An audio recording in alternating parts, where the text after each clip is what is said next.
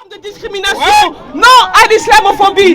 Aujourd'hui, quand on est là pour le nom de Aboubacar, c'est pour qu'il n'y ait pas d'autres Aboubacar.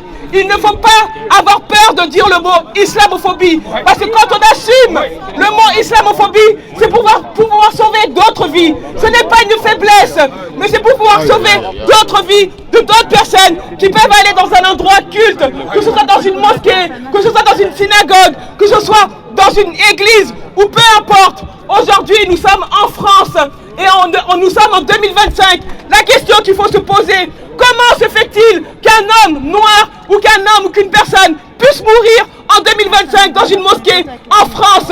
Aujourd'hui, ils doivent répondre à ces questions. Ils doivent répondre à notre sécurité.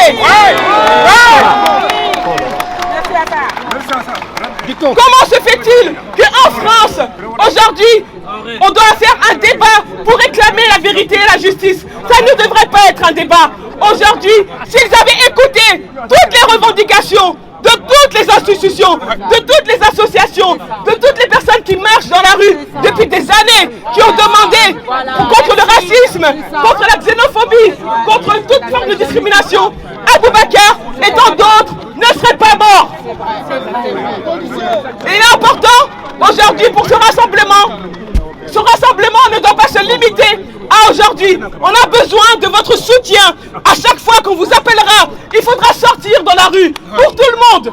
À chaque fois qu'il faudra une mobilisation, il faudra être dans la rue. Et les messages qu'il faut faire porter aujourd'hui, il faut qu'on puisse porter un message d'espoir.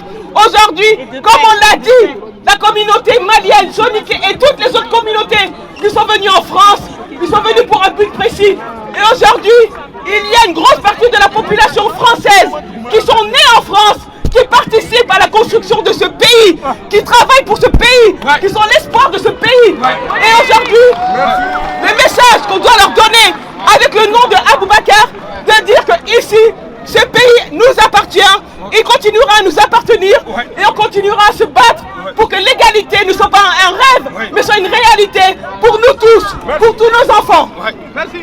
Je vais finir avec le message.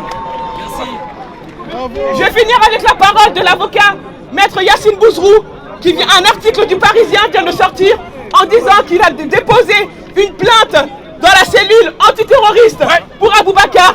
C'est un combat que nous allons mener avec vous. Il faut applaudir, applaudir. Et comme vous l'avez entendu, il y a énormément de partis civils aux côtés de la famille Aboubacar. C'est ça la force, c'est ça la puissance. En tout cas, merci d'être là.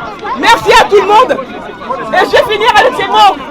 Si vous êtes là aujourd'hui, si nous sommes là aujourd'hui, c'est que nous sommes tous des soldats malgré nous pour la liberté et dire non au racisme, aux discriminations, à la xénophobie. Et on se battra pour que l'égalité ne reste pas un rêve, mais soit une réalité.